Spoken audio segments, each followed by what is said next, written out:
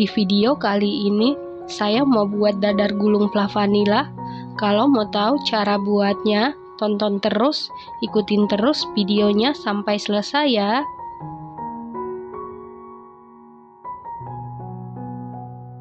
Pertama-tama kita buat bahan isian atau plavanila. Siapkan panci atau teflon, lalu masukkan 40 gram tepung maizena setara dengan 4 sendok makan, 70 gram gula pasir setara dengan 5 sendok makan, setengah sendok teh vanili bubuk bisa diganti dengan vanili cair, seperempat sendok teh garam, lalu aduk-aduk sampai tercampur dengan rata. Setelah rata, masukkan 1 kuning telur, 350 ml susu cair. Saya dapat dari 1 saset kental manis putih kemasan 37 gram, ditambah air sehingga totalnya 350 ml. Lalu aduk-aduk sampai tercampur dengan rata. Setelah tercampur rata, kita masak menggunakan api sedang cenderung ke kecil. Kita masak sampai mengental dan meletup-letup. Ini wajib diaduk-aduk terus supaya bawahnya tidak gosong. Setelah mengental dan meletup-letup seperti ini tandanya planya sudah matang. Kemudian matikan api kompornya. Setelah itu masukkan 30 gram margarin setara dengan 2 sendok makan. Lalu aduk-aduk sampai margarinnya meleleh dan tercampur dengan rata. Untuk margarin bisa diganti dengan butter, rasanya semakin mantul. Setelah tercampur rata, lalu masukkan ke dalam wadah. Setelah itu tutup menggunakan plastik wrap atau kain bersih supaya nanti planya ini tidak berkulit. Setelah selesai ditutup, lalu sisihkan sebentar. Selanjutnya kita buat bahan kulit. Siapkan wadah, lalu masukkan 250 gram tepung terigu protein sedang setara dengan 25 sendok makan, 20 gram tepung tapioka setara dengan 2 sendok makan. Tepung tapioka bisa diganti dengan tepung kanji. Setengah sendok teh vanili bubuk bisa diganti dengan vanili cair. Seperempat sendok teh garam. Lalu aduk-aduk sampai tercampur dengan rata. Setelah tercampur rata, lalu masukkan 1 butir telur berukuran sedang. Kemudian masukkan 600 ml air. Lalu aduk-aduk sampai adonan licin dan tercampur dengan rata. Setelah adonan licin dan tercampur rata seperti ini, lalu masukkan 1 saset santan instan kemasan 65 ml.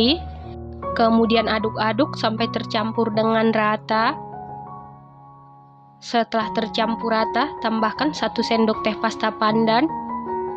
Lalu aduk-aduk sampai tercampur dengan rata. Setelah tercampur rata, lalu masukkan 2 sendok makan minyak goreng atau minyak sayur. Lanjut aduk-aduk sampai tercampur dengan rata. Setelah tercampur rata, sisihkan sebentar. Selanjutnya kita buat adonan motif putih. Siapkan wadah, lalu masukkan 30 gram tepung terigu protein sedang setara dengan 3 sendok makan, 10 gram tepung tapioka setara dengan 1 sendok makan, bisa diganti dengan tepung kanji. Setengah sendok teh pemutih makanan, ini opsional, saya beli di toko bahan kue. Lalu aduk-aduk sampai tercampur dengan rata. Kemudian masukkan 90 ml air. Kemudian aduk-aduk sampai adonan licin dan tercampur dengan rata. Kemudian masukkan ke dalam plastik segitiga. Selanjutnya panaskan teflon menggunakan api sedang.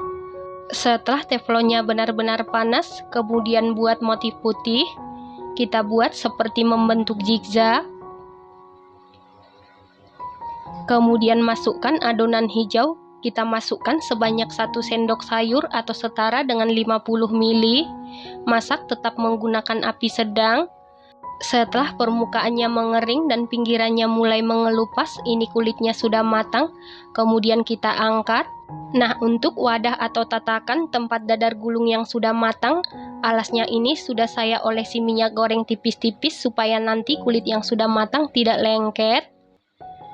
Supaya kulit dadar gulungnya ini berpori cantik, Pastikan sebelum memasukkan adonan ke dalam teflon, teflonnya sudah harus benar-benar panas, dan pastikan dimasaknya tetap menggunakan api sedang, jangan menggunakan api kecil, karena kalau kita menggunakan api kecil, nanti kulit dadar gulungnya akan bantat dan tidak akan berpori cantik ya teman-teman.